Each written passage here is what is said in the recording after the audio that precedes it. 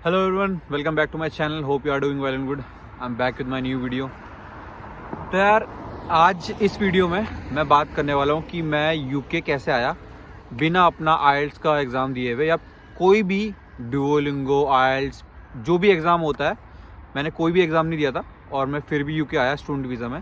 तो मैं आपको उसका प्रोसेस बताता हूँ कि मैं कैसे आया। तो सबसे पहले तो देखो, मेरा जो प्रोग्राम था वो था क्रेडिट ट्रांसफ़र प्रोग्राम, और उसमें मेरे पास ऑप्शंस थे मोर देन 10 कंट्रीज़ के, जो मेरा कॉलेज मुझे दे रहा था। ठीक है। और वैसे मेरे कॉलेज का नाम है लवली प्रोफेशनल यूनिवर्सिटी, जो मैं इंडिया में अपने कॉलेज में था। तो जो मेरा प्रोग्राम था वो था क्रेडिट ट्रांसफ़र प्रोग्राम, जिसमें मुझे 2 साल इंडिया में पढ़ने थे और 1 साल मुझे यूके में पढ़ने थे, जिसकी मैंने फुल डिटेल वीडियो बना रखी अपने चैनल पे, वो आप जाके देख सकते हैं। ठीक है।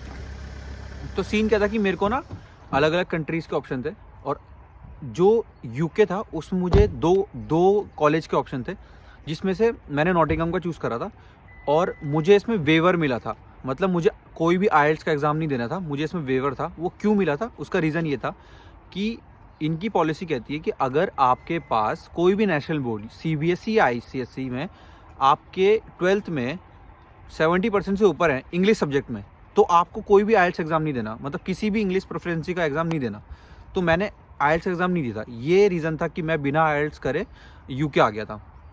और दूसरी बात कि अगर आपका स्टेट बोर्ड है तो शायद वो काउंट नहीं होता, तो आपको ना रीचेक करना पड़ेगा अपने कंसल्टेंट से, या फिर जिससे भी आप गाइड कर रहे हो उससे रीचेक कर लेना कि एक बार कि आप अगर किसी यूनिवर्सिटी में अप्लाई कर रहे हो तो उसमें स्टेट बोर्ड अलाउ करते हैं कि नहीं करते, क्योंकि यूनिवर्सिटी भी डिपेंड करता है। जैसे मेरी यूनिवर्सिटी में स्टेट बोर्ड नहीं मांगा था उन्होंने, क्योंकि अगर जैसे मेरे साथ जो बाकी लोग आए थे उसमें जिसका स्टेट बोर्ड था उनको आइल्स देना पड़ा था।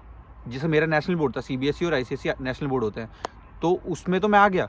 पर जो स्टेट बोर्ड के लोग थे, जैसे मान लो पंजाब हो गया, या फिर एम्बोस हो गया जो अपना नॉर्थ ईस्ट में होता है, या फिर कोई भी board, UP board, UK board, तो अगर आप स्टेट बोर्ड से हो तो आपके लिए शायद ये वैलिड नहीं हो सकता, क्योंकि आपको एक बार रीचेक करना पड़ेगा। वैसे मैक्सिमम 95% टाइम नहीं होता। मैं तो सीबीएसई से पढ़ा था, 12th में मेरे 86% थे, 70 से ऊपर थे।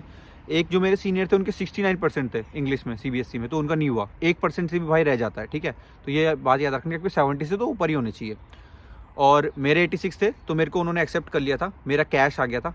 तो अनकंडीशनल ऑफर लेटर आता है आपका, उसके बाद आपका कैश आता है। मेरे कॉलेज में क्या सीन था, मैंने उनको अपना सारा डिटेल्स वगैरह भेजा, और मैंने उनको ईमेल में अपना 12th की मार्कशीट भेजी थी जिसमें मेरे मार्क्स लिखे हुए थे। तो उन्होंने जब उन्होंने उसको स्टडी करा तो उन्होंने मुझे रिप्लाई करा कि हाँ, जो आपकी 12th में जो मार्क्स हैं वो हमारे इस क्राइटेरिया को मतलब मैच कर रहे हैं, तो आपको आइल्स नहीं देना।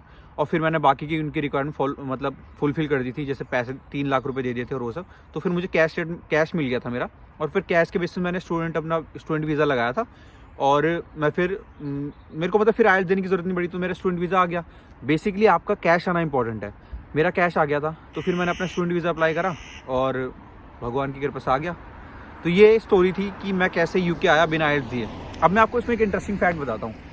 अब मेरा अगर मन करता है कि मैं अगले साल यूके से यूएसए चल जाऊँ, मतलब मेरा मन है कि मैं यूके में नहीं पढ़ना चाहता, मेरा मन है कि मैं यूएसए में पढ़ना चाहता हूँ, तो उसके लिए आपको एक बेनिफिट ये है कि यूएसए की गाइडलाइंस कहती है कि अगर आप किसी भी इंग्लिश स्पीकिंग कंट्री में 1 साल या 1 साल से ज़्यादा रहते हो, तो आपको आइल्स या फिर कोई भी इंग्लिश प्रोफिशिएंसी टेस्ट नहीं देना।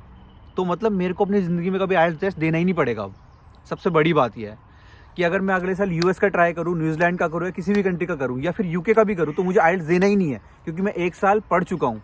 यूएसए तो ये बोलता है देखो। और वैसे भी देखो, अगर मेरे को जाने होगा तो मैं यूएसए ही जाऊँगा। न्यूयॉर्क मेरा ड्रीम प्लेस है, तो यूएस ही प्रेफर करूँगा मैं। और इससे ये फ़ायदा हुआ कि एक तो मैं बिना आइल्स दे यूके आ गया, और दूसरी चीज़ कि अब मैं यूएसए भी जाना चाहूँगा तो मेरे को आइल्स से कोई भी एग्ज़ाम नहीं देने, क्योंकि मैं इंग्लिश स्पीकिंग कंट्री में 1 साल से ज़्यादा रह चुका हूँ, मतलब रहूँगा ऑब्वियसली। तो ये फ़ायदा है देखो भाई। पर देखो, मैंने इसमें एक कॉस्ट भी दी है। मैंने अपने कॉलेज से क्रेडिट ट्रांसफ़र लिया है, तो मैंने 18-20 लाख रुपए, चलो वो तो सभी दे रहे हैं, फीस तो सभी दे रहे हैं। पर हाँ, ये है कि मेरे को आइल्स देने की ज़रूरत नहीं पड़ी थी। तो यार, ये रीज़न था कि मैं कैसे बिना आइल्स दिए यूके आ गया।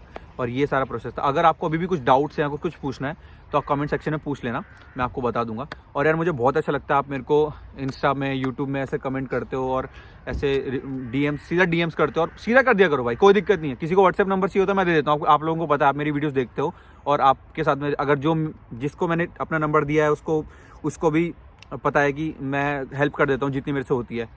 अगर मेरे से हेल्प नहीं होती तो मैं किसी का रेफरेंस दे देता हूँ भाई। देखो, अगर मैं बोलता हूँ कि मेरे से नहीं हो रही तो मैं किसी का रेफरेंस दे देता हूँ जो उस सिचुएशन से गुजरा हुआ और वो चीज़ कर रहा है, तो मैं उसको रेफरेंस दे देता हूँ। तो यार आज की वीडियो में इतना ही, मिलते हैं नेक्स्ट वीडियो में। कोई भी सजेशन देना हो तो आप मुझे नीचे जो कमेंट बॉक्सेस में आप सजेशन दे सकते हैं, मैं अगली वीडियो में और इम्प्रूव करके उसको लेके आऊँगा। और बस इतना ही, मिलते हैं फिर नेक्स्ट वीडियो में। Thank you.